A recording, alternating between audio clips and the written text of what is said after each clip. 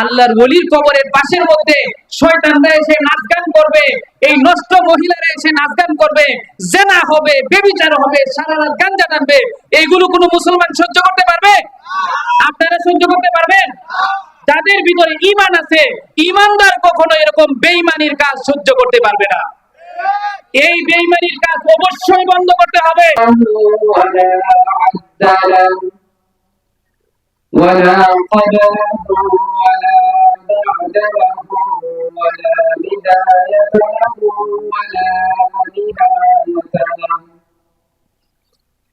ولا أول له ولا آخر له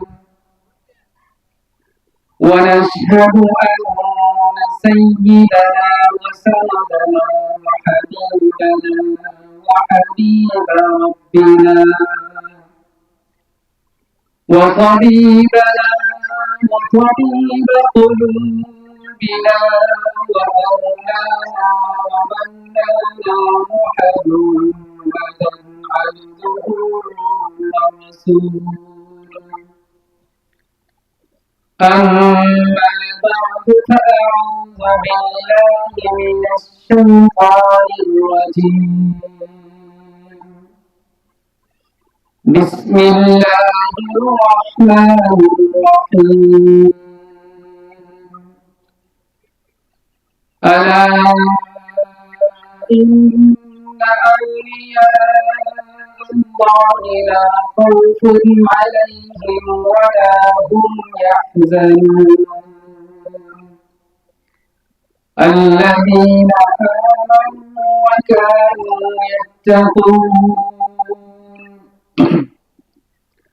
لهم البشرى في الحياة الدنيا وفي الآخرة لا تبديل لكلمات الله ذلك هو الفوز العظيم وقال النبي صلى الله عليه وسلم لا تتخذوا القبور مساجدا أو كما قال عليه الصلاة والسلام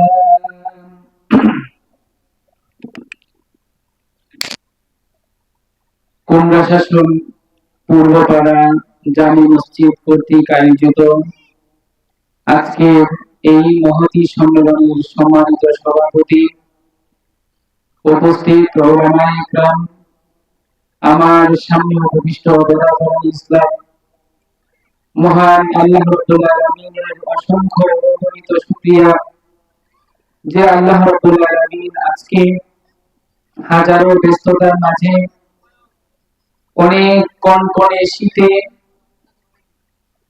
দিনের এক মাহফিল, যে মাহফিলে বসলে সগীরা গুনাহগুলো মাফ হইতে থাকে, যে মাহফিলের মধ্যে বসলে আল্লাহ রাব্বুল আলামিনের পক্ষ থেকে জান্নাতের ঘোষণা পাওয়া যায়, যে মাহফিলের মধ্যে এসে বসলে আল্লাহ রাব্বুল আলামিন ফেরেশতাদেরকে সাক্ষী রেখে বলেন যে যারা উপস্থিত হয়েছে সকলকে জাহান্নাম থেকে মুক্ত করে দিলাম। সুবহানাল্লাহ। এরকম এক বরকতি মাহফিলের মধ্যে বসার মতো, আসার মতো, কথা বলার মতো তৌফিক দান করেছেন, সেজন্য সকলেই অন্তর খুলে শুকরিয়া আদায় করি আলহামদুলিল্লাহ। মাহফিল কর্তৃপক্ষ আমাকে বলেছেন আমি যেন আউলিয়া ইকরাম এবং তাদের যে কবর, তাদের যে মাজার, এগুলোর কিভাবে সম্মান করা যায়, এগুলোর কি মর্যাদা, এগুলো নিয়ে যেন আমি আলোচনা করি।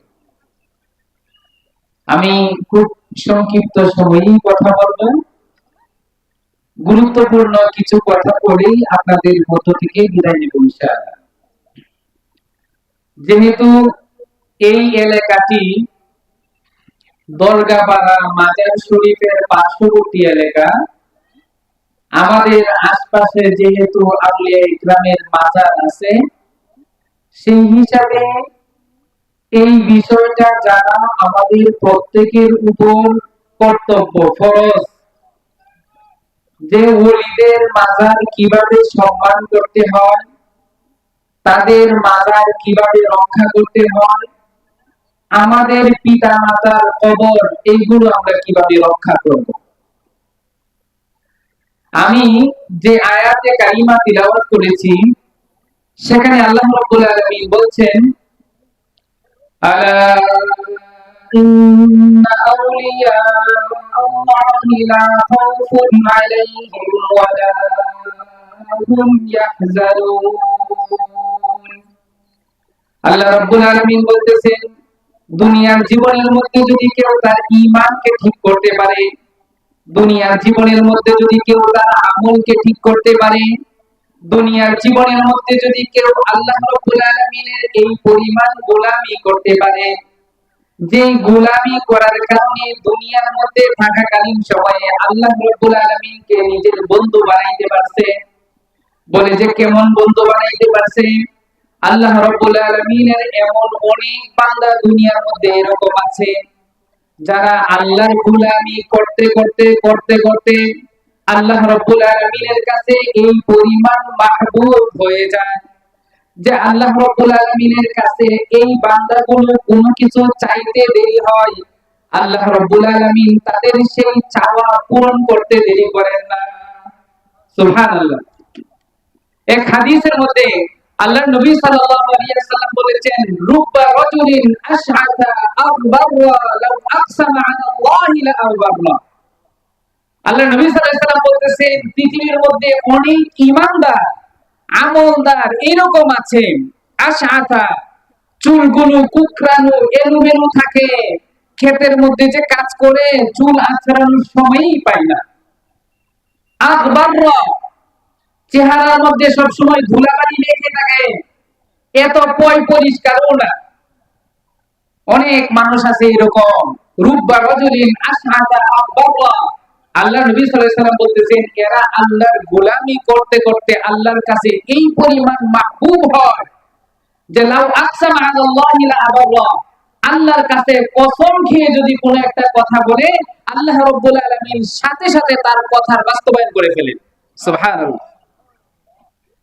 এক ঘটনা আছে, খলিফা হারুনুর রশিদের আমলে বৃষ্টি হইতেছে না, বৃষ্টি হইতেছে না, তো সব মানুষ গিয়ে মসজিদে গিয়ে নামাজ আদায় করতেছে, সব মানুষ মাঠের মধ্যে গিয়ে সালাতুল ইস্তিসকা পড়তেছে যে আল্লাহ আমাদেরকে বৃষ্টি দিয়ে দাও, কিন্তু বৃষ্টি হয় না। এরকম সপ্তাহ সপ্তাহ চলে যাইতেছে, তারপরেও বৃষ্টি হয় না। এক লোক, এক গোলাম, যে গোলামকে কেউই চিনে না, চট গায়ে দিয়ে মসজিদের মধ্যে ঢুকছে।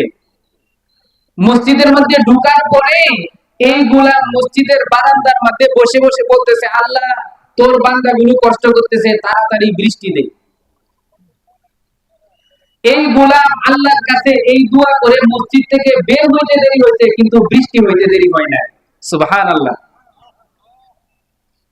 এক সপ্তাহ পর্যন্ত লাগাতার বৃষ্টি হয়েছে, পুরো বন্যা হয়ে গেছে। এখন আবার সবাই আল্লাহর কাছে দোয়া করতেছে, আল্লাহ এই বৃষ্টিটা থামাও, কিন্তু বৃষ্টি থামে না। ওই গোলাম আবার মসজিদের মধ্যে ঢুকছে, মসজিদের মধ্যে ঢুকে বলতেছে, আল্লাহ এই বৃষ্টিতে তোর বান্দাগুলোর কষ্ট হইতেছে, বৃষ্টি বন্ধ করে দে। বলে যে এই গোলাম মসজিদ থেকে বের হইতে দেরি হয়েছে, কিন্তু বৃষ্টি বন্ধ হইতে দেরি হয় না। সুবহানাল্লাহ। এই গোলাম যখন মসজিদ থেকে বের হইতেছে, তখন পিছনের দিকে তাকায় দেখে একটা মানুষ বুঝে ফেলছে যে সে দোয়া করলেই বৃষ্টি হয়, আর সে দোয়া করলেই বৃষ্টি বন্ধ হয়ে যায়। ওই লোকটা দৌড়ায় আসে, গোলামকে জিজ্ঞাসা করতেছে, আপনার নাম কি? যখন নাম জিজ্ঞাসা করছে, সাথে সাথে এমন জোরে চিৎকার দিছে, কলিজা ফেটে মারা গেছে। এই গোলামের আর কেউ পরিচয় জানতে পারলো না যে এই আল্লাহর ওলিটা কে। আল্লাহর নবী সাল্লাল্লাহু আলাইহি ওয়াসাল্লাম বলতেছেন, এরকম অনেক মানুষ আছে যারা নিজের আমল, নিজের ঈমানকে পাকাপোক্ত করে আল্লাহর কাছে নিজের নামটা ওলির লিস্টের মধ্যে লেখাইছে। সে দুনিয়ার মধ্যে থেকে আল্লাহর ওলি হয়ে গেছে। আল্লাহর নবী সাল্লাল্লাহু আলাইহি সাল্লাম বলতেছেন, যারা দুনিয়ার মধ্যে থেকে আল্লাহর ওলি হবে, আল্লাহ রাব্বুল আলামিন কোরআনের মধ্যে বলতেছেন, আলা ইন্না আউলিয়া আল্লাহি লা খাউফুন আলাইহিম ওয়া লা হুম ইয়াহজানুন। আল্লাহ রাব্বুল আলামিন বলতেছেন, দুনিয়ার জীবনের মধ্যে যদি কেউ তার ঈমানটাকে ঠিক করতে পারে, নিজের এক নেক আমলগুলোকে সহিষ্ণুভাবে করে নিজের গোলামিটাকে যদি আল্লাহর কাছে পেশ করতে পারে, দুনিয়ার মধ্যে থাকাকালীন সময়ে যদি সে আল্লাহর ওলি হইতে পারে, আল্লাহ রাব্বুল আলামিনের পক্ষ থেকে তার জন্য ঘোষণা হইল, লা খাউফুন আলাইহিম ওয়া লা হুম ইয়াহজানুন। দুনিয়ার জীবনের মধ্যে তার কোনো ভয় থাকবে না। দুনিয়ার জীবন পার করে যখন আখিরাতের মধ্যে চলে যাবে, তখন সে জাহান্নামেরও ভয় করবে না, পেরেশান হবে না। সুবহানাল্লাহ। যারা ওলি হবে তাদের জন্য আল্লাহ রাব্বুল আলামিনের পক্ষ থেকে পুরস্কার, লাহুমুল বুশরা ফিল হায়াতিদ দুনিয়া ওয়া ফিল আখিরাহ। আল্লাহ রাব্বুল আলামিন বলতেছেন, তাদের জন্য দুনিয়াতেও সুসংবাদ, আখিরাতের মধ্যেও জান্নাতের সুসংবাদ। সুবহানাল্লাহ। লা তাবদীলা লিকালিমাতিল্লাহ। আল্লাহ রাব্বুল আলামিন বলতেছেন, নেক আমল যদি কেউ করে, নিজের ঈমানটাকে সহিশুদ্ধ করে যদি কেউ নেক আমল করে, সে আমার ওলি হইতে পারবে। এই যে আমার ওলি যারা, তাদের জন্য দুনিয়াতেও সুসংবাদ, আখিরাতের মধ্যে তাদের জন্য জান্নাতকে রেডি করে রাখছি।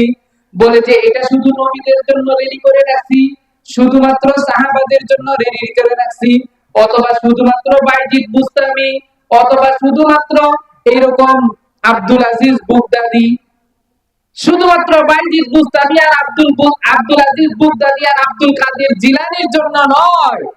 আল্লাহ রাব্বুল আলামিন বলতেছেন, লা তাবদীলা লিকালিমাতিল্লাহ। আল্লাহর এই নিয়মের মধ্যে কোনো পরিবর্তন নাই।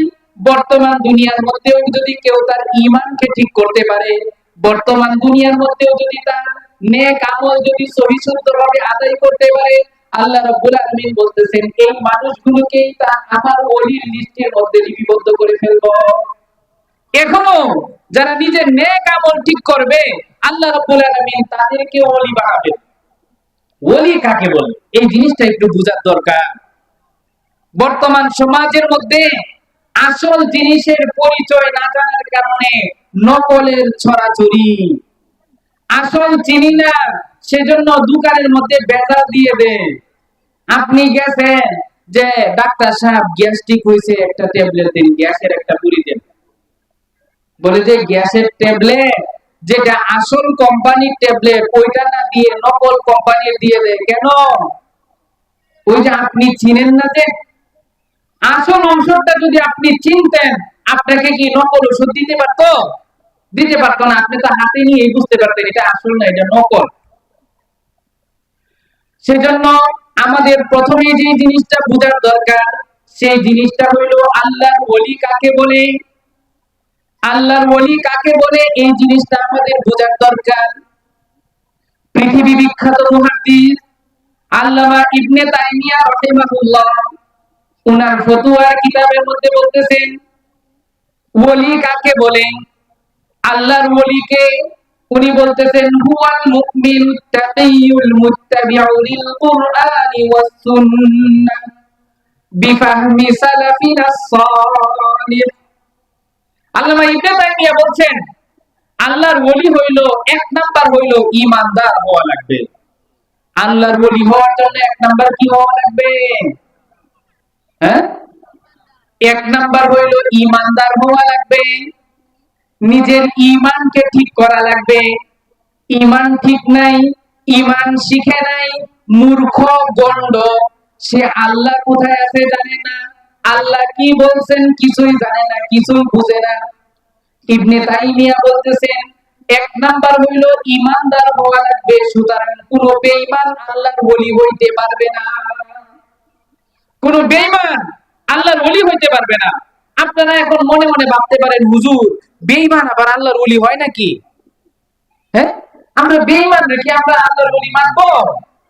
অথচ আপনারা দেখবেন আমাদের সমাজের মধ্যে শুধু হুজুররা তাবিজ কবজ দেয় এরকম না, শুধু হুজুররা যারা মৌলানা হইছে মুফতি সাহেব হইছে এরকম এরাই শুধু তাবিজ কবজ দেয় না, হিন্দুর কাছেও যায় তাবিজ আনার জন্য।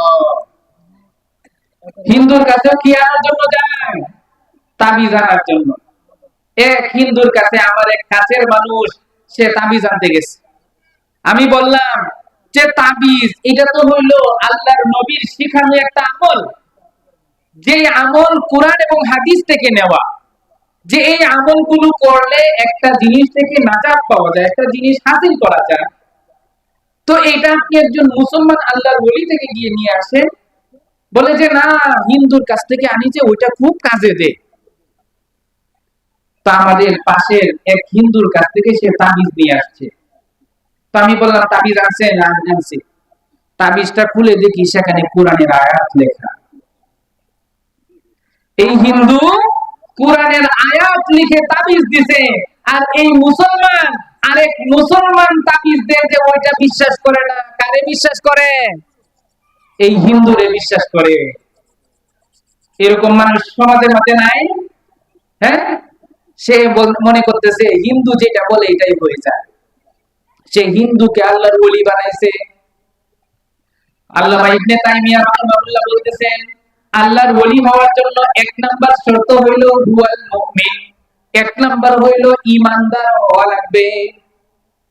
ঈমানদার যদি না হয় তাহলে সে আল্লাহর ওলি হইতে পারবে না। আমি খুব সংক্ষিপ্ত করে বলে ফেলি। দুই নাম্বার হলো আত্তাকি, দুই নাম্বার হলো আল্লাহর ওলি হওয়ার জন্য মুত্তাকি হওয়া লাগবে। কি হওয়া লাগবে? মুত্তাকি হওয়া লাগবে। মুত্তাকি কাকে বলে? তাকওয়া কাকে বলে? হযরতে উমর ইবনুল খাত্তাব রাদিয়াল্লাহু তাআলা আনহুকে এক সাহাবী গিয়ে জিজ্ঞাসা করতেছেন, ওগো আল্লাহর নবীর সাহাবী, একটু আমাদেরকে বলেন তাকওয়া কোন জিনিসের নাম, যেই তাকওয়া অর্জন করলে আল্লাহর কাছে প্রিয় হওয়া যায়, মুত্তাকি হওয়া যায়, সেই তাকওয়া কোন জিনিসের নাম? হযরতে উমর ইবনুল খাত্তাব রাদিয়াল্লাহু তাআলা বলতেছেন তাকওয়া হলো ওই জিনিসের নাম যে দুনিয়ার জীবনের মধ্যে তুমি একটা রাস্তা দিয়ে হেঁটে যাইতেছো, যে রাস্তার মধ্যে কাঁটা পড়ে আছে, মনে করেন বড়ই গাছের কাঁটা অথবা মন গাছের কাঁটা রাস্তার মধ্যে পড়ে আছে, বলে যে তখন এই মানুষটা কিভাবে হেঁটে যায়? এই মানুষটা একটা পা ফেলে আরেকটা পা রাখার আগে ভালো করে দেখে ওইখানে কাঁটা আছে কিনা। যদি কাঁটা না থাকে তাহলে পা ফেলায়, যদি কাঁটা থাকে তাহলে আর সামনের দিকে যায় না, পিছনের দিকে চলে আসে। কেন? বলে যে পায়ের মধ্যে বিদ্ধ হবে, আঘাত পাবো, আমি কষ্ট পাবো, ব্যথা পাবো।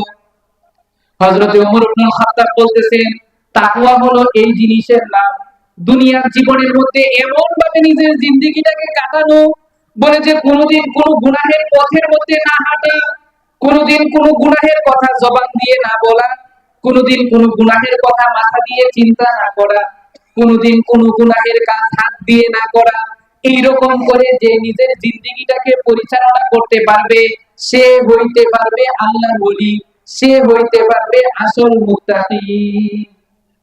আল্লাহর ওলি হওয়ার জন্য দুই নাম্বার যে শর্ত সেটা হচ্ছে দুনিয়ার জীবনের যত গুনাহ আছে দুনিয়াতে সমস্ত গুনাহকে ছেড়ে দিতে হবে। আর বর্তমান জামানার মধ্যে যেগুলো গাঞ্জাখোর, মদখোর, নামাজের ঠিক নাই, রোজার ঠিক নাই, এরা হয়ে যায় শাহ কুতুবুল আউলিয়া। এরকম আছে না নাই? আপনারা কি রাগ করতেছেন আমার কথা শুনে? হ্যাঁ, রাস্তাঘাটের মধ্যে দেখবেন উলঙ্গ হয়ে বসে আছে, সতর খোলা, সতর ঠিক নাই, হাঁটু থেকে নাভি থেকে হাঁটু পর্যন্ত ঢেকে রাখা, এটা হলো ফরজ। এটা যে যতক্ষণ খোলা রাখবে ততক্ষণ গুনাহ হইতে থাকবে। নামাজের মধ্যে এটা খোলা রাখলে নামাজই হবে না। আর এরকম অনেক পাগল আপনারা দেখবেন রাস্তাঘাটের মধ্যে ন্যাংটা হয়ে ঘুরতেছে, ন্যাংটা হয়ে ঘুরতেছে। আরেকজন আসে টাকা দে, বাবা বাবা বাবা বাবা। আরেকজন আইসা খিচুড়ি দেয়, বাবা বাবা এটা খান। আরেকজন আইসা কত কিছু যে করে। কিরে ভাই এরকম করতেছেন কেন? বলে যে ভিতরে জিনিস আছে, মাল আছে, ভিতরে কি আছে? মাল আছে। তো ভিতরে কি মাল আছে না আছে একটা বই করতেছে, দেখা যাইতেছে না? আমার কথা বুঝছেন না? সব তো দেখাই যাইতেছে। আমার উস্তাদ আল্লামা জুনায়েদ বাবুনগরী রাহিমাহুল্লাহ, উনি আমাদের দাওরায়ে হাদিসের ক্লাসের মধ্যে বলতেছিলেন, ওগো বাবা, দুনিয়ার জীবনের মধ্যে যদি ন্যাংটা হয়ে যদি কোন একটা মানুষ এই কথার ঘোষণা দেয় যে আমি আল্লাহর ওলি, ন্যাংটা হয়ে আছে, মুখের মধ্যে দাড়ি মুছ কোনো কিছু নাই, সে ঘোষণা করতেছে আমি আল্লাহর ওলি। আমাদের উস্তাদ জুনায়েদ বাবুনগরী রাহিমাহুল্লাহ উনি বলতেছিলেন যে শয়তান দুনিয়াটাকে এমন ভাবে সাজাইছে, এই ন্যাংটা বাবাও তার কিছু মুরিদান পেয়ে যাবে। কিছু মানুষ সে অবশ্যই পাবে যে মানুষগুলো আসলেই তাকে পীর মনে করে বসে আছে। আসলে ন্যাংটা হয়ে থাকলে কি পীর হওয়া যাবে? গাঞ্জা টানলে পীর হওয়া যাবে? যারা মদ খায় তারা পীর হইতে পারবে? পীর হওয়ার জন্য দ্বিতীয় নাম্বার শর্ত হইল আত্তাকি, মুত্তাকি হওয়া লাগবে। আর মুত্তাকি মানে হইল সমস্ত রকমের গুনাহ ছেড়ে দিতে হবে। ঈমানদার, মুত্তাকি এইরকম যারা হবে তারা আল্লাহর ওলি হইতে পারবে। আল্লামা ইবনে তাইমিয়া রাহিমাহুল্লাহ বলতেছেন, আল মুত্তাবিউনিল কুরআনি ওয়াস সুন্নাহ। তিন নাম্বার হইল যারা কুরআন আর সুন্নাহ অনুসরণ করবে, যে নিজের জিন্দেগিটাকে এমন ভাবে সাজাবে, কুরআনের মধ্যে যেরকম করে বলা আছে, নিজের জীবনটাকে এমন ভাবে সাজাইছে, আল্লাহর নবী সাল্লাল্লাহু আলাইহি সাল্লাম নিজের জীবনটাকে যেভাবে সাজাইছিলেন, আল্লাহর নবী সাল্লাল্লাহু আলাইহি সাল্লামের সুন্নতের উপর চলতেছে, বলেছে সে হইল আসল আল্লাহর ওলি। আল্লাহর ওলি হওয়ার জন্য কুরআনের মধ্যে আল্লাহ যা বলছেন এগুলোর উপর আমল করতে হবে। কুরআনের মধ্যে আল্লাহ রাব্বুল আলামিন রোজাকে ফরজ করেছেন, রোজা রাখতে হবে। বর্তমান জামানার মধ্যে এরকম নেংটা অনেক পীর আছে, রমজান মাসের মধ্যে রাস্তাঘাটের মধ্যে দৌড়ায় আর খাইতে থাকে আর বলে যে এখন মারে পথের একেবারে লাস্ট সীমায় গিয়ে পৌঁছাইছে, এখন আর রোজাও লাগে না, নামাজও লাগে না। নাউজুবিল্লাহ বলেন। আপনারা মনে হয় আমার কথা শুনে রাগ করতেছে। এইরকম পীর আছে কি নাই? আপনারা অবাক হয়ে যাবেন। এই যে মাজারগুলোতে একটা জিনিস হয়, সেই জিনিসটার নাম হইল কাওয়ালি। নাম শুনছেন আপনারা? এরপরে আরেকটা এই যে মঞ্চ বেঁধে বেঁধে যে হয়, কি জানি গায়ে রাত্রে বেলা, হ্যাঁ, কাফেলা। কাফেলার মধ্যে যে গান গায় এগুলোকে কি বলে? বাউল গান। এই বাউল গানের ইতিহাস কিন্তু আজকে থেকে না, এটা মনে করেন 200-250 বছর আগে থেকে এই বাউল গানের ইতিহাস। আমি আজকে আপনাদেরকে কথাগুলো বলি, সামনে আপনারা এগুলো ফিট করবেন, বুঝবেন যে আসলে হুজুরের কথা ঠিক আছে কিনা। যেহেতু আপনাদের পাশেই দরগা শরীফ এত বছর পর্যন্ত উরস হয়েছে, অবশ্যই আপনারা কিছু না কিছু জানছেন, দেখছেন। এই যে উরসের মধ্যে যারা বাউল গান গায়, যারা বাউল হয়, এদের কোনো ধর্ম থাকে না। এরা না ইসলাম ধর্ম মানে, না হিন্দু ধর্ম মানে, না খ্রিস্টান ধর্ম মানে, এদের কোনো ধর্মই নাই। সেজন্য বাউল শিল্পী দেখবেন যে হিন্দু বাউল শিল্পী আছে যারা বাজারে এসে গান গায়, বাবাকে সেলুট দেয়, সালাম জানায়, আছে না নাই? হিন্দু বাউল শিল্পী দেখছেন আপনারা? তাহলে হিন্দু সে করবে মূর্তি পূজা, সে করবে দুর্গা পূজা, এগুলো বাদ দিয়ে মাজারে আসছে কেন? কারণ হইল যারা বাউল হয় এদের কোনো ধর্মই নাই। এরা হিন্দু ধর্ম মানে না, এরা মুসলিম ধর্ম মানে না। যারা বাউল এরা কোন রকম নামাজ পড়ে না, রোজা রাখে না। যারা মুসলমান এরাই নামাজ পড়ে না, রোজা রাখে না, এগুলো বিশ্বাসই করে, এগুলো বিশ্বাসই করে না। তাহলে এই বাউল যেগুলো নামাজে বিশ্বাস করে না, ইসলাম ধর্মে বিশ্বাস করে না, রোজায় বিশ্বাস করে না, এইগুলো যখন মরে যায় দেখবেন যে এইগুলোর কবরের মধ্যেও ভালো করে পাকা টাকা কইরা এইগুলোর মধ্যেও মাজার হয়ে যায়, হয় না? ছোট ছোট বাচ্চারা আছে, সেজন্য বাউলরা কি কি কাজ করে না করে এগুলো আমি বললাম না। আপনারা যারা বড় আছেন আপনারা অবশ্যই জানেন এই বাউল গুলো কাফেলার মধ্যে গান গাওয়ার পরে কোথায় যায়, কি করে, কিভাবে ধ্যান করে, এদের সাথে মেয়ে কয়টা থাকে, নারী কয়টা থাকে, এই নারীগুলো রাত্রেবেলা কোথায় থাকে না থাকে, আপনারা এগুলো আশা করি আমার থেকে আরো বেশি জানেন। দুর্ভাগ্যজনক কথা হইল, এই বাউলরা এই যে কৃষ্টি কালচার, যে মহিলাদের সাথে বসতে হবে, মহিলাদের সাথে গান গাইতে হবে, মহিলাদের মাধ্যমে মারেফত অর্জন করতে হবে, মহিলাদের সাথে সঙ্গম করে জেনা করে করে আল্লাহর ওলি হওয়া যাবে, এই বাউলরা বাউলদের কিতাবের মধ্যে বাউলরাই লিখে রাখছে। আমি নিজে এগুলো বানায় বলতেছি না। একটা কিতাব আছে এদের লেখা, বাঙালি ও বাউল তত্ত্ব। আমার লেখা না, এটা ওদের লেখা, 500 পৃষ্ঠার বই। এই 500 পৃষ্ঠার বইয়ের মধ্যে তারা লেখছে কিভাবে বাউল হওয়া যায়, বাউল হওয়ার জন্য কয়জন নারীর সাথে অবৈধ সম্পর্ক করা লাগবে, আর বাউলের যে সহচর নারীগুলো থাকবে, এই নারীরা কিভাবে তাদের যে গুরুজির সাথে কিভাবে মেলামেশা করবে, সব লেখা আছে। এগুলো আমি বলতেছি না। তো আমি যে কথাটা বলতেছিলাম আপনাদেরকে, আল্লাহর ওলি হওয়ার জন্য 3 নাম্বার যে শর্ত, 3 নাম্বার শর্ত হলো আল মুত্তাবিউ লিল কুরআনি ওয়াস সুন্নাহ, কুরআন এবং সুন্নাহর অনুসারী হইতে হবে। যারা সুন্নতের উপরে চলবে, সুন্নতি দাড়ি আছে, সুন্নতি চুল আছে, সুন্নতি মুখ, সুন্নতি চলাফেরা, এরা হইল আল্লাহর ওলি। আপনারা যারা সুন্নতের উপর আমল করেন, আপনারাও সবাই আল্লাহর ওলি, সবাই আল্লাহর ওলি। আপনারা যারা এই কোরআনকে বিশ্বাস করেন, 5 ওয়াক্ত নামাজ পড়েন, রোজা রাখেন, আল্লাহর বিধিবিধান পালন করেন, আপনারা সবাই আল্লাহর ওলি। কিন্তু আপনাদেরকে ধোঁকা দিয়ে রাখছে, আপনাদেরকে ধোঁকা দিয়ে রাখছে, আপনাদেরকে ওরা শিখাইছে আল্লাহর ওলি হওয়ার জন্য মাথার মধ্যে একটা জমাট চুল থাকতে হয়। এটা শিখছেন না আপনারা? দেখবেন এদের মধ্যে যত পীর আছে, ওলি আছে, আউলিয়া আছে, তাদের সকলের মাথার মধ্যে জট চুল। কেন ভাই জট চুল কেন? আমার নবীজির কি জট চুল ছিল? কি বলেন, আপনারা কি এটা জানেন না? আল্লাহ নবী সাল্লাল্লাহু আলাইহি ওয়াসাল্লামের এরকম চুল জমাটবদ্ধ ছিল? কোন সাহাবীর এরকম জমাটবদ্ধ চুল ছিল? জমাটবদ্ধ যদি চুল থাকে, গোসল করার সময় এগুলোর ভিতরে যদি পানি না ঢুকে, তাহলে ফরজ গোসল কোন সময় আদায় হবে? আদায় হবে না।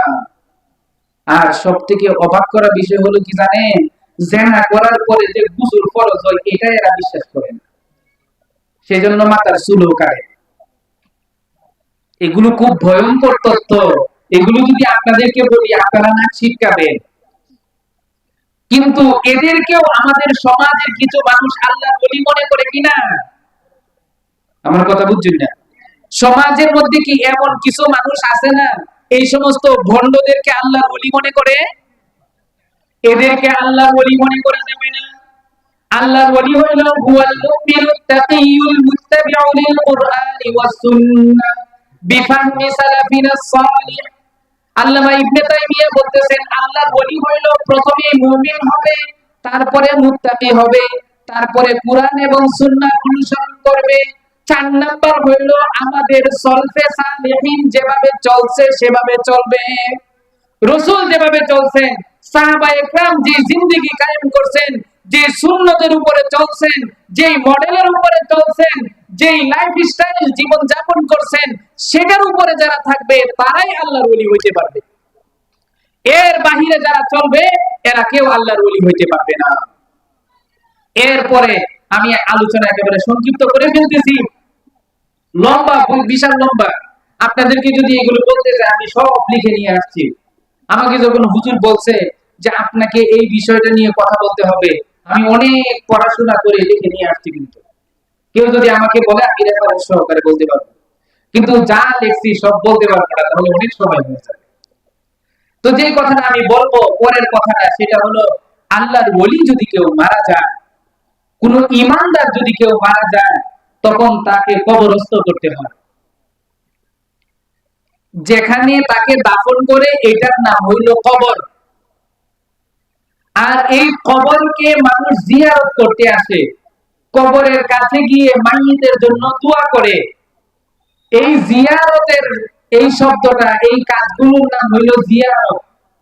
আর যেই কবরের মধ্যে গিয়ে দোয়াটা করে, এই কবরটাকে বলা হয় মাজার।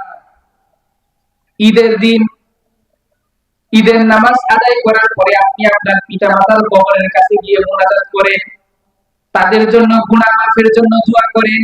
আপনার পিতামাতার কবর হইল মাজার শরীফ। আপনার বাবা মারা গেছে, বাবার কবরের পাশে গিয়ে যে আপনি মুনাজাত করতেছেন, আপনার বাবার কবরটা হইল মাজার।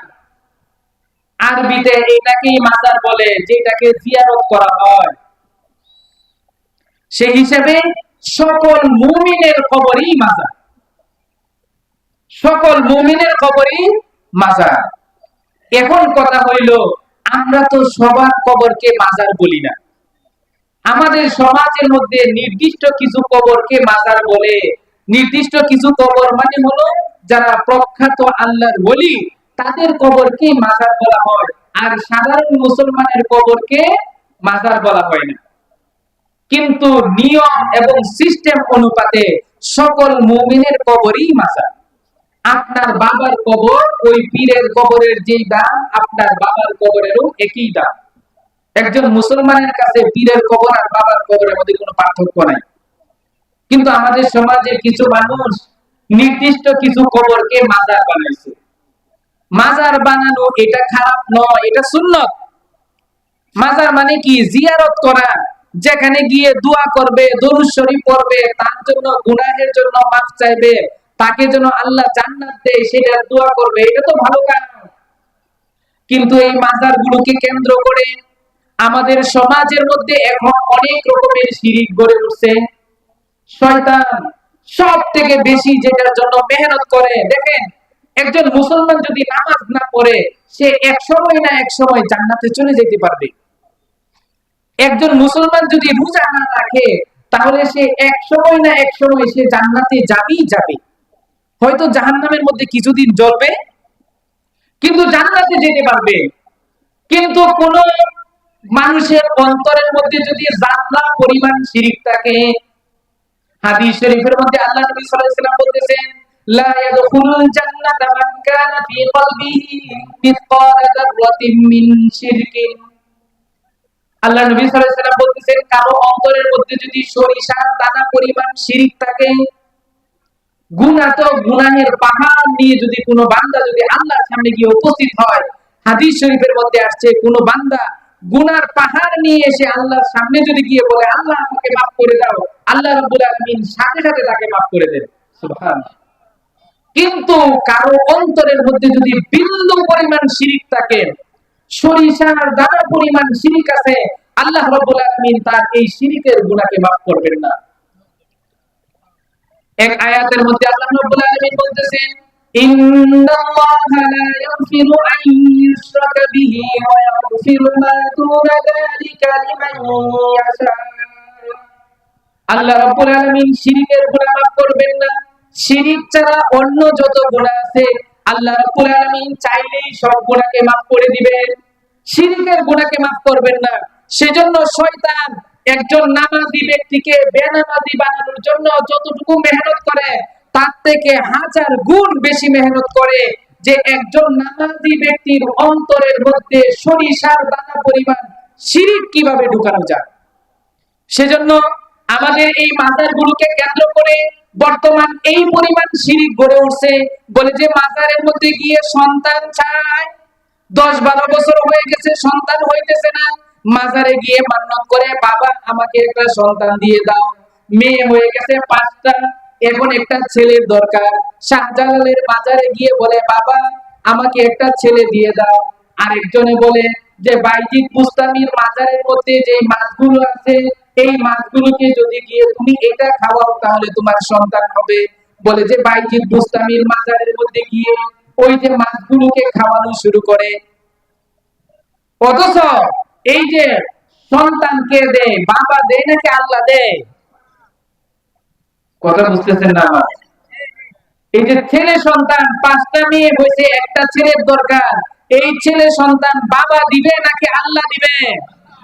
আল্লাহ দিবে। কিন্তু এই মুসলমান আল্লাহকে বিশ্বাস না করে বিশ্বাস করে বাবাকে। সেজন্য বাবার কাছে গিয়ে যায়, বাবার কাছে মান্নত করে, কবরের মধ্যে গিয়ে মান্নত করে।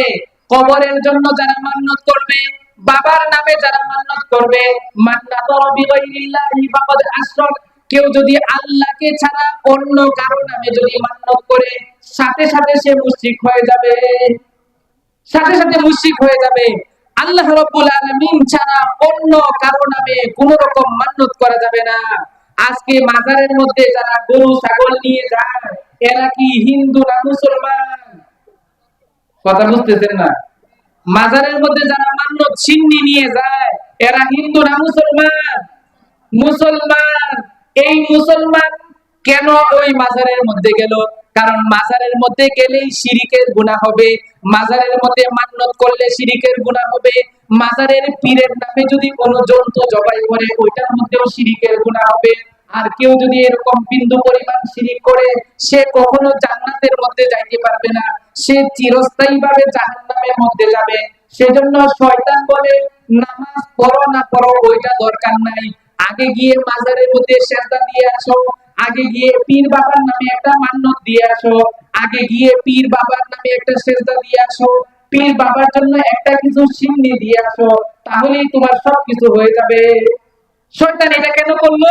বলে যে এইটা করলে সে এত বছর পর্যন্ত যত নামাজ পড়ছে, যত রোজা রাখছে, যত যাকাত দিছে, হজ করছে, সব কিছুই বাতিল হয়ে যাবে, সে চিরস্থায়ীভাবে জাহান্নামে যাবে।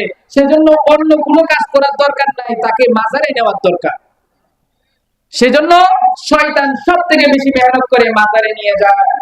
প্রিয় ভাইরা, ভালো করে বুঝতে হবে, আজকে আমার সন্তানরাই সেখানে যাচ্ছে, আমার ভাতিজা সেখানে যাচ্ছে, আমার ভাই সেখানে যাচ্ছে, আমার চাচা সেখানে যাচ্ছে।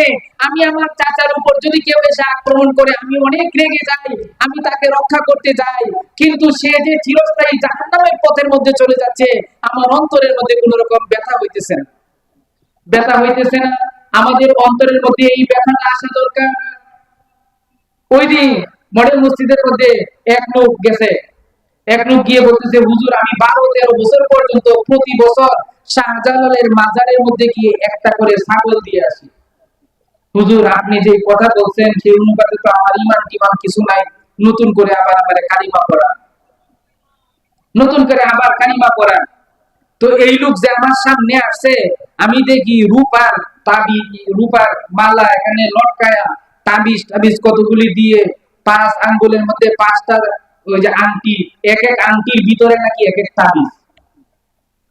আসছে আমার কাছে, আসে বলতেছে, হুজুর আমার একটু কালিমাটা পড়েন, আপনি যেই বয়ান করছেন সেই হিসাবে তো ঈমান তো নাই। আমি বললাম কালিমা পড়ার দরকার নাই, একটু বুঝছেন কিনা যে এতদিন পর্যন্ত যেটা করছেন এটা শিরক, এখন এই শিরক থেকে আপনার ফিরে আসার দরকার, একটু বুঝছেন কিনা? বলে যে হুজুর একটু বুঝছে। বলে যে একটু যদি বুঝে থাকেন, এখন আর এই জীবনের মধ্যে আর কোনো শিরকের গুনাহ করেন না, আল্লাহ রাব্বুল আলামিন আপনাকে জান্নাত দান করবেন। সুবহান। তো এই মানুষগুলোকে তো আমাদের বুঝাইতে হবে, বুঝাইতে হবে। আগে এই মাজারের মধ্যে কত মানুষ যেত, কত দান মান্যত করতো, এখন আস্তে ধীরে কমে যাইতেছে না? কমতেছে। কেন কমতেছে? বলে যে আমরা বুঝাইতে শুরু করছি মানুষকে। আমরা যদি আমাদের ভাইদেরকে, আমাদের ভাতিজাদেরকে, আমাদের চাচাদেরকে যদি আমরা যদি বুঝানো শুরু করি, ইনশাআল্লাহ, যেহেতু তার বাবা মুসলমান ছিল, সেও যেহেতু নিজেকে মুসলমান দাবি করে, সুতরাং কোরআন হাদিসের কথা অবশ্যই সে মানবে। এখন তাকে ধোঁকায় ফেলে রাখছে, তাকে শয়তানরা ধোঁকা দিছে যে মাজারের মধ্যে গেলে আর নামাজ রোজা লাগে না, মাজারের মধ্যে গেলেই জান্নাতে যাওয়া যায়। শয়তান এদেরকে ধোঁকা দিছে, বলে যে শরীয়ত আর কি, মারিফতের মধ্যে যদি তুমি ঢুকতে পারো, তাহলে তোমার শরীয়ত লাগবে না, তোমার রোজা লাগবে না, তোমার নামাজ লাগবে না, তোমার কোনো কিছু লাগবে না, তোমার ভিতরে তো মারিফত চলে আসছে। মারিফত মানে আল্লাহর পরিচয়। অথচ আল্লাহ রাব্বুল আলামিন কোরআনের মধ্যে বলতেছেন, ওয়াবুদ রাব্বাকা হাত্তা ইয়াতিয়াকাল ইয়াকিন। আল্লাহ রাব্বুল আলামিন বলতেছেন, ওগো নবী, আপনি যতদিন পর্যন্ত দুনিয়া থেকে বিদায় না হন, যতদিন পর্যন্ত আপনি ইন্তেকাল না করেন, যতদিন পর্যন্ত আজরাইল এসে আপনার জান কবজ না করে, ততদিন পর্যন্ত আপনি এই দুনিয়াতে আল্লাহর গোলামি করতে থাকেন। আল্লাহর নবীকে আল্লাহ রাব্বুল আলামিন বলতেছেন, মরণ পর্যন্ত নামাজ পড়া লাগবে, মরণ পর্যন্ত রোজা রাখা লাগবে। আর এই শয়তানরা আমাদের ভাইদেরকে ধোঁকা দিতেছে, বলে যে মারিফত চলে আসলে আর নামাজও লাগে না, রোজাও লাগে না। এই যে ভণ্ড, এরা হইল ভণ্ড, এদেরকে যারা অনুসরণ করে এরাও ভণ্ড। কিন্তু অনেক আমাদের মুমিন বান্দা আছে, অনেক সাচ্চা মুমিন আছে, এরা এই ভণ্ডদের কথাবার্তা শুনে এদের পিছনে দৌড়ানি শুরু করে। ভণ্ডদের কথাবার্তা শুনে এদের পিছনে দৌড়ানি শুরু করে। এক লোক এইরকম সাচ্চা মুমিন একজন গেছে এরকম এক ভণ্ডের দরবারে। ভণ্ডর কাছে গিয়ে বলতেছে, হুজুর শুনছি আপনি অনেক বড় আল্লাহর ওলি, আমার একটু বায়াত করান, আমার একটু বায়াত করান। তো পীর সাহেব এই এরকম হাবাগোবা যখন মুসলমান তার কাছে গেছে, তাকে বায়াত করাইছে। বায়াত করানোর পরে এই বান্দা যখন এলাকাতে গেছে, বাড়িতে গিয়ে ঘুম গেছে, ঘুমের মধ্যে সে স্বপ্ন দেখে, স্বপ্ন দেখতেছে, স্বপ্ন দেখতেছে তার হাত দিয়ে পায়খানা বের হইতেছে। তার হাত দিয়ে কি বের হইতেছে? পায়খানা বের হইতেছে। আর তার পিশাবের হাত দিয়ে মধু বের হইতেছে। পিশাবের হাত দিয়ে কি বের হইতেছে? মধু বের হইতেছে। পরের দিন সকালবেলা পিশাবের কাছে গেছে, হুজুর আপনার হাতে বায়াত গ্রহণ করছি, বায়াত গ্রহণ করার পরেই তো আজীব এক স্বপ্ন দেখছি। বলে যে কি স্বপ্ন দেখছো? বলে যে রাত্রিবেলা স্বপ্ন দেখি আমার হাত দিয়ে পায়খানা বের হইতেছে আর আপনার হাত থেকে মধু বের হইতেছে। পিশাব বলতেছে, আমি হইলাম আল্লাহর ওলি, আমি হইলাম পিশাব, আমার হাত দিয়ে মধু বের হবে না কি বের হবে? আর তুই হইলে অপবিত্র, তুই হইলে নাপাক, তুই সবসময় দুনিয়ার মধ্যে থাকস, তোর হাত দিয়ে তো পায়খানাই বের হবে। বলতেছে, হুজুর স্বপ্ন শেষ হয় নাই, স্বপ্নের আরেকটা অংশ বাকি আছে। বলে যে কি অংশ বাকি আছে? বলে যে আমি দেখি আমার হাত দিয়ে যে পায়খানা বের হইতেছে, সেই হাত আপনার মুখের মধ্যে, আপনি সেই হাত চুষতেছেন, আর আপনার হাত দিয়ে যে মধু বের হইতেছে, সেই মধুর হাতটা আমার মুখের মধ্যে, আমি আপনার হাত চুষতেছি। পিশাব বলতেছে, শয়তান, এইসব স্বপ্ন তুই দেখো, ফাইজলামি স্বপ্ন দেখো, তাড়াতাড়ি বের হ। বের করে দিছে। এই লোক যেই স্বপ্ন দেখছে, এই স্বপ্ন হইল আসল স্বপ্ন। আসল স্বপ্ন। আজকে শয়তান আমাদেরকে ধোঁকা দিয়ে এইরকম পীরদের কাছে নিয়ে যায়, যে পীরের কাছ থেকে মধু বের হওয়ার কথা ছিল, কিন্তু সে ওই মধুকে গুরুত্ব না দিয়ে পায়খানার দিকে গিয়ে মুখ দেয়। সে আল্লাহর মারিফত অর্জন না করে সে পিশাব হয় কিসের জন্য? দুনিয়া কামাই করা যায়। পিশাব হইলে অটোমেটিক গাঞ্জা খাওয়া যাবে, পুলিশে ধরবে না। সেজন্য পিশাব হইলে সমস্যা আছে? পিশাব হইলে সমস্যা নেই, একটা গাঁটনি থাকবে, ওটার মধ্যে গাঞ্জা থাকবে, আর গাঞ্জা সেবন করবে। এরকম পীর আছে না নাই? অনেক আছে। মাজারগুলোতে যান না, গিয়ে দেখে। আর এরকম নামদারি পীরের সংখ্যা বেড়ে গেছে। তো যাক, যে কথাটা বলতেছিলাম, যদি কোনো হাক্কানি পীর মারা যায়, হাক্কানি পীর মারা গেছে, কোথাও দাফন করা হয়েছে, তখন তার এই কবরটাকে আমরা মাজার বলি। এই কবরকে মাজার বলা খারাপ না, এই কবর জিয়ারত করাও খারাপ না। আমি যতবার দরগা শরীফের মধ্যে যাই, আব্দুল আজিজ বুগদাদি রাহিমাহুল্লাহ, উনি অনেক বড় আল্লাহর ওলি ছিলেন, অনেক বড় আল্লাহর ওলি ছিলেন। দেখেন, অনেক বড় আল্লাহর ওলি ছিলেন, এটা কেমনে কেমনে বুঝছেন? এই যে আব্দুল আজিজ বুগদাদির কোনো বাল বাচ্চা কি এই আশপাশে আছে নাকি? এখানে এসে বিয়ে করছে? কোন বাল বাচ্চা আছে? বংশ পরম্পরা কেউ আছে? কেউই নেই। কখন আসছে, কিভাবে এসে মরলো, কেউই বলতেই পারবে না। এমনকি মানুষ জানতো না যে এখানে একটা কবর আছে, এটাও জানতো না। আমাদের ইসলামপুর মাদ্রাসা যিনি প্রতিষ্ঠা করছেন, বরিশালের আব্দুল গফুর রাহিমাহুল্লাহ, যার নামে মাদ্রাসার নামকরণ করা হয়েছে জামিয়া গাফুরিয়া, সেই আব্দুল গফুর রাহিমাহুল্লাহ যখন এই রাস্তা দিয়ে যাইতেন, ওই যে ঘোড়ার গাড়ি দিয়ে যাইতেন, ঘোড়ার গাড়ি দিয়ে যাওয়ার সময় এখানে এসে নেমে যাইতেন, ওই জঙ্গলের ভিতরে ঢুকে সেই মাজার জিয়ারত করে তারপরে আবার ঘোড়ার গাড়িতে উঠতেন। জঙ্গলের ভিতরে কবরটা ছিল, এই কবর কোনো পাখাও ছিল না, কেউ জানতো না যে এখানে কবর আছে। এই জঙ্গলের মধ্যে গিয়ে মুনাজাত করে তারপরে রাস্তা দিয়ে হেঁটে যেত।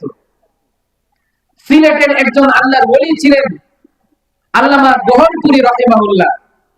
এই গহরপুরী উনি যখন এদিক দিয়ে আসতেন, উনিও গাড়ি থেকে নেমে এই কবর জিয়ারত করে তারপরে যাইতেন। সেজন্য আমাদের উস্তাদ খন্দকার আবুল ফজল সাহেব উনি আমাদেরকে শোনাইছে, উনার এই ভগ্নিপতির বাড়ি হইল মাজারের পাশেই বাড়ি। ওনার নামটা আমার মনে নাই, সিরাজউদ্দিন ফকির।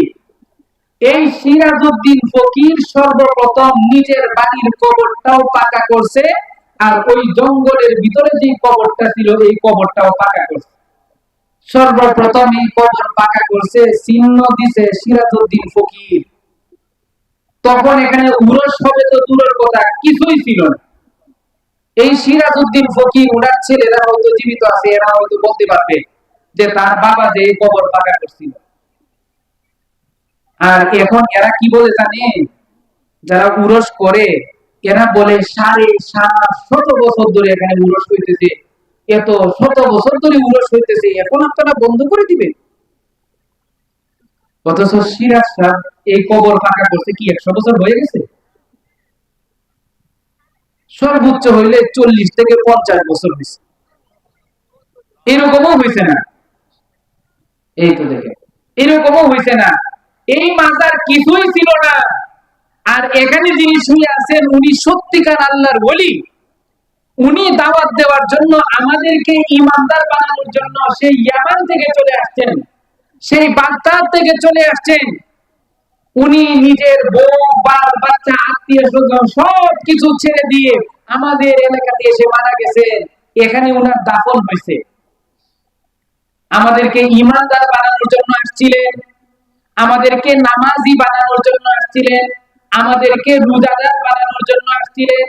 আজকে এই মাজারকে কেন্দ্র করে যারা এই মাজারের উৎসব করতে চাইতেছে, যারা এই মাজারকে সম্মান করতে চাইতেছে, এই সম্মানের 1 নাম্বার কাজ হবে নিজের ঈমানটাকে পাকাপোক্ত করা।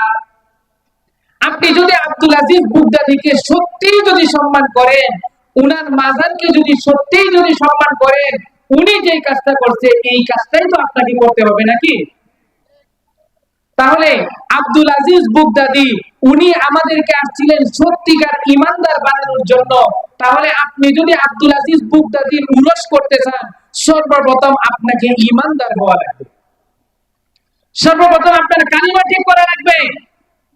আজকে যেগুলো উরস করতে চায়, আমি তো গ্যারান্টি দিয়ে বলতে পারবো এদের অধিকাংশের কালিমাই শুদ্ধ নাই। এরা জানেই না ইমানে মুফাসসাল কি, ইমানে মুজমাল কি, কোন কোন বিষয়ের উপরে বিশ্বাস করলে মুসলমান হইতে হয়, হিন্দু থেকে মুসলমান হইতে হইলে কি কি জিনিসের উপরে বিশ্বাস করা লাগে, একজন মুসলমান জান্নাতে যাওয়ার জন্য কোন কোন বিশ্বাস থাকা লাগে, আমার মনে হয় এরা অধিকাংশই জানে। তাহলে এটা কি আব্দুল আজিজ বুগদাদিকে সম্মান করা হলো নাকি অসম্মান? অসম্মান। উনার সম্মান হইল উনি যেই মেসেজ নিয়ে আসছিলেন, উনি যেই বার্তা নিয়ে আসছিলেন যে আমাদের ঈমান ঠিক করতে হবে, আমাদের আমল ঠিক করতে হবে। আমরা যদি নিজের ঈমান ঠিক করতে পারি, আমল ঠিক করতে পারি, তাহলে আমরা আব্দুল আজিজ বুগদাদির সত্যিকার অনুসারী হইতে পারবো, উনার মাজারের সত্যিকার খাদেম হইতে পারবো। আর এখন শয়তান আমাদেরকে আসল যেই কাজ, আসল যেই ঈমান যেটা নিয়ে উনি আসছিলেন, আসল যেই আমল যেটা নিয়ে উনি আসছিলেন, শয়তান ওই আসল কাজ থেকে বের করে আমাদেরকে নকল কাজের মধ্যে লাগাই দিছে। এখন কেমন নকল কাজ? বলে যে যারা শাহ আব্দুল আজিজ বুগদাদি রাহিমাহুল্লাহর খাদেম হয়, যারা মাজারকে মহব্বত করে, এরা গিয়ে মাজারের উপরে গিয়ে একটা চাদর চড়ায়। চাদর চড়ানো, মাজারের উপরে চাদর দেওয়া যদি জায়েজ হইতো, আমার সাহাবী, আল্লাহর নবীর সাহাবী, যেগুলো আল্লাহর নবীর জন্য নিজের জানকে উৎসর্গ করে দিয়েছেন, এই সাহাবীরা রাসূলের মাজারের মধ্যে, রাসূলের সেই কবরের মধ্যে স্বর্ণের চাদর চড়াইতো না? আপনারা কি বলেন? স্বর্ণের চাদর চড়াইতো না? অবশ্যই চড়াইতো। কিন্তু সাহাবায়ে কেরাম এই কাজ করেন নাই কেন? কারণ এই কাজ করাটা আল্লাহর নবী সাল্লাল্লাহু আলাইহি ওয়াসাল্লাম শিক্ষা দেন নাই। আল্লাহর নবী সাল্লাল্লাহু আলাইহি ওয়াসাল্লাম বলতেছেন কবর পাকা করা যাবে না, কবরের মাঝখানে এরকম করে গম্বুজ করা যাবে না, উঁচু করা যাবে না। কিন্তু এই মাজার যারা করে, আল্লাহ নবী সাল্লাল্লাহু আলাইহি ওয়াসাল্লাম যেগুলো নিষেধ করছে, শয়তান তাদেরকে ওই কাজগুলোর মধ্যেই লাগায় দিয়েছে। আল্লাহ নবী সাল্লাল্লাহু আলাইহি ওয়াসাল্লাম নিষেধ করেছেন, আমি যে হাদিসটা পড়েছি, আল্লাহ নবী সাল্লাল্লাহু আলাইহি ওয়াসাল্লাম বলেছেন, লা তাত্তাখিযুল কুবুর মাসাজিদহা, যে তোমরা কবরগুলোকে সিজদার জায়গা বানাও না, কবরের মধ্যে গিয়ে সিজদা দিও না। আমি একটা কিতাব লিখতেছি, ওই কিতাবের মধ্যে ওই দিন একটা হাদিস লিখলাম। হাদিসের মধ্যে আল্লাহ নবী সাল্লাল্লাহু আলাইহি ওয়াসাল্লাম বলতেছেন, আমি মহিলাদেরকে আমি যদি দুনিয়ার মানুষকে দুনিয়ার মানুষের জন্য যদি সিজদা করতে বলতাম, যে তোমার বাবা তোমাকে জন্ম দিয়েছে, তোমাকে খাওয়াইছে, এত বড় করছে, শিক্ষিত করছে, সুতরাং তোমার বাবার সম্মানটা তোমার বাবার পায়ের মধ্যে সিজদা দিয়ে করো। আল্লাহ নবী বলতেছেন, আমি যদি কোনো মানুষকে বলতাম যে তোমরা সিজদা করো, সিজদা করে তাকে সম্মান জানাও, আল্লাহ নবী বলতেছেন তাহলে আমি মহিলাদেরকে বলতাম, তোমরা তোমাদের স্বামীদের সবসময় সিজদা করতে থাকো। আল্লাহ নবী বলতেছেন মহিলাদেরকে বলতাম যে সেই মহিলা যেন তার স্বামীর সিজদা করে। কেন? কারণ তার স্বামী অনেক দামি। আরেক হাদিসের মধ্যে আসছে যে আমি যদি সিজদা করতে বলতাম, তাহলে সন্তানকে বলতাম নিজের মায়ের সিজদা করে। তো যে কথাটা, এটা বলা মূল উদ্দেশ্য না, আমার উদ্দেশ্য হচ্ছে এই কথাটা বলা, আল্লাহ নবী বলতেছেন যে কোন মাখলুককে সিজদা করতে পারবে না, এটার কোনো বিধানই নাই। একজন মানুষ আর একজন মানুষকে সিজদা করতে পারবে না, এরকম কোন বিধান ইসলামের মধ্যে নাই। আল্লাহ রাব্বুল আলামিন হারাম করে দিয়েছেন, একজন আরেকজনকে সিজদা দেওয়াটা হারাম করে দিয়েছেন। সিজদাটা হলো ইবাদত, আর যেটা ইবাদত এটা শুধুমাত্র আল্লাহর জন্য করতে হয়। যেরকম নামাজ পড়া ইবাদত, আপনি যদি আপনার ব্যবহারের জন্য নামাজ পড়েন, বলে যে আপনি সাথে সাথে শিরিক করে ফেলছেন। আপনি আরেকজনকে দেখানোর জন্য নামাজ পড়ছেন, সাথে সাথে শিরিক করে ফেলছেন। নামাজ পড়া ইবাদত, এটা শুধুমাত্র আল্লাহর জন্য করতে হবে। রোজা রাখা ইবাদত, এটাও শুধুমাত্র আল্লাহর জন্য করতে হবে। এইরকম কুরবানি করা, জন্তু জবাই করা, এটাও ইবাদত, এটাও শুধুমাত্র আল্লাহর জন্য করতে হবে। কিন্তু সিজদা করা ইবাদত, এটাও আল্লাহর জন্য করতে হবে। কিন্তু আমাদের সমাজের মধ্যে অনেক মানুষ যারা নিজেদেরকে মুসলমান দাবি করে, কিন্তু নিজেকে ওই শিরকের মধ্যে জড়ায় ফেলছে। যেটা আল্লাহর জন্য করার কথা ছিল, যে সিজদাটা শুধুমাত্র আল্লাহর জন্য হওয়ার কথা, সেই সিজদা সে বাবার জন্য গিয়ে করে। জন্তু জবাই করার কথা, আযযাবহু লিগাইরিল্লাহি শিরকুন, আল্লাহর নাম ছাড়া অন্য কারো নামে জবাই করা, এটা হলো শিরক। যে বাবার নামে জন্তু জবাই করবে, সে সাথে সাথে মুশরিক হয়ে যাবে। কিন্তু আমাদের সমাজের মধ্যে অনেক মানুষ আছে যারা এই উরসের দিন গিয়ে বড় একটা গরু দেয়, বড় একটা ছাগল দেয়, আর জবাই করার সময় কি বলে জানেন? আপনারা যারা ওই এলাকায় থাকেন আপনারা জানেন, এরা একজন আরেকজনকে বলে, এই বাবার নাম নিয়ে জবাইটা কর, তাহলে বরকত হবে। এরকম কথা শুনছেন আপনারা জীবনে? আমি শুনছি। আমি চট্টগ্রাম এক মাজারের উরসের মধ্যে গেছি, সেখানে যখন মহিষ জবাই করবে, মহিষ জবাই করে সেখানে তবরক রান্না করবে, বলতেছে এই আল্লাহর নামের সাথে বাবার নামটা লইস, তাহলে তবরকের মধ্যে বরকত হবে। নাউজুবিল্লাহ বলেন। তাহলে আল্লাহর জন্য যে ইবাদত করা যায়, সেই ইবাদত যদি আল্লাহর নাম ছাড়া অন্য কারো জন্য করে, এটার নামে শিরক। আজকে এই মাজারগুলো হয়ে গেছে শিরকের আড্ডাখানা, আখড়া হয়ে গেছে। এখান থেকে মুসলমানের ঈমান ধ্বংস করা হয়। যেখানে গিয়ে মুসলমানদের ঈমান শিখার কথা ছিল, যে মানুষগুলো আসছিল আমাদেরকে ঈমানদার বানানোর জন্য, আজকে এই মানুষগুলোকে কেন্দ্র করে আমরা মুসলমানরা এমন এক পরিবেশ কায়েম করছি যে এখানে ঈমানদার গেলে বেঈমান হয়ে ফিরে আসতে হয়। নাউজুবিল্লাহ বলেন। তাহলে এগুলোর পরিবর্তন আমাদের করতে হবে কিনা? আমি আপনাদেরকে সর্বশেষ একটা হাদিস শোনায় শেষ করে ফেলবো। আমাদের সভাপতি সাহেব চলে আসছেন, ইসলামী আন্দোলন ঈশ্বরগঞ্জ উপজেলা শাখার সম্মানিত সভাপতি তিনি চলে আসছেন, উনি কথা বলবেন। একটা হাদিস শোনায় শেষ করে ফেলবো। ইবনে মাজাহ শরীফের মধ্যে এই হাদিসটা কয়েকদিন আগে আমি পড়াইছি। আমি যখন পড়াইছি আমার অন্তরটা একদম ভেঙে গেছে। আল্লাহ নবী সাল্লাল্লাহু আলাইহি ওয়াসাল্লাম বলতেছেন, ওয়াল্লাযী নাফসি বিয়াদিহি, যে সত্তার হাতের মধ্যে আমার জীবন, যে আল্লাহর হাতের মধ্যে আমার জীবন, আমি নবী মুহাম্মদের জীবন, আমি সেই সত্তা, সেই আল্লাহর কসম খেয়ে বলতেছি, লা তা'মুরুন্না বিল মা'রুফি ওয়া লা তানহাবুন্না আনিল মুনকার। তোমরা অবশ্যই অবশ্যই মানুষদেরকে সৎ কাজের কথা বলো, অবশ্যই অবশ্যই মানুষদেরকে গুনাহ থেকে, শিরক থেকে বিরত রাখো, দূরে রাখো। এই মাজার থেকে দূরে রাখো, মাজার পূজা থেকে দূরে রাখো, মাজারে সেজদা করা থেকে দূরে রাখো, মাজারের মধ্যে কাওয়ালির নাম দিয়ে, বাউল গানের নাম দিয়ে এরকম নাচ গান করা থেকে মানুষদেরকে দূরে রাখো। কত দুঃখজনক কথা, আপনার বাবার কবরের মধ্যে গিয়ে কেউ নাচ গান করুক, এটা আপনি চাইবেন? তাহলে আপনি আল্লাহর ওলি, আপনি আল্লাহর ওলির মাজারের মধ্যে গিয়ে কেমনে গান নাচ গান করেন? আপনার বাবার কবরের মধ্যে গিয়ে করেন। দেখেন, গত বছর শেষ করে ফেলি কথা, কিন্তু এটা না বললেও হচ্ছে না। গত বছর এক জায়গায় মাহফিল হইতেছে, এই মাহফিলের কিছু দোকান গিয়ে বসছে এক কবরের উপরে। যেই লোকের বাবার কবর, এই লোক দোকানদারদেরকে বসে তাড়াতাড়ি এখান থেকে যা। কিন্তু এলাকার যে চাঁদাবাজ গুলো চাঁদা নিয়ে ওইখানে দোকান বসাইছে, এগুলো এরা বলতেছে এখান থেকে যাবে কেন, আমরা ওদেরকে এখানে বসাইছি, অল্প কিছুক্ষণ দোকান চলবে, তোর সমস্যা কোথায়? তো এর সাথে কথা কাটাকাটি হয়েছে, কিন্তু সে দুর্বল মানুষ, কিছুই পারে না। সে আয়সা আমারে 200 টাকা দিয়েছে, আমারে 200 টাকা দিয়ে বলতেছে, হুজুর, কান্না করে করে এই কথাটা বলতেছে, হুজুর, আমার বাবার কবরের মধ্যে যারা দোকান বসাইছে, তারা এরকম অনুমতি দিছে, এদের জন্য বদদুয়া করে দিয়েন। এই বদদুয়ার জন্য 200 টাকা আপনারে দিলাম। আমি বললাম, এমনিতেই দোয়া করে দেবো, টাকার দরকার নেই। বলছে, না হুজুর, এই 200 টাকা আপনাকে নিতেই হবে, আপনি এদের জন্য বদদুয়া করবেন। আপনার বাবার কবরের মধ্যে সাধারণ একটা দোকান দিবে, সেটাও যদি দিতে না চান, আল্লাহর ওলির কবরের পাশের মধ্যে শয়তানরা এসে নাচ গান করবে, এই নষ্ট মহিলারা এসে নাচ গান করবে, জেনা হবে, ব্যভিচার হবে, সারা রাত গাঞ্জা টানবে, এইগুলো কোনো মুসলমান সহ্য করতে পারবে? আপনারা সহ্য করতে পারবেন? যাদের ভিতরে ঈমান আছে, ঈমানদার কখনো এরকম বেঈমানির কাজ সহ্য করতে পারবে না।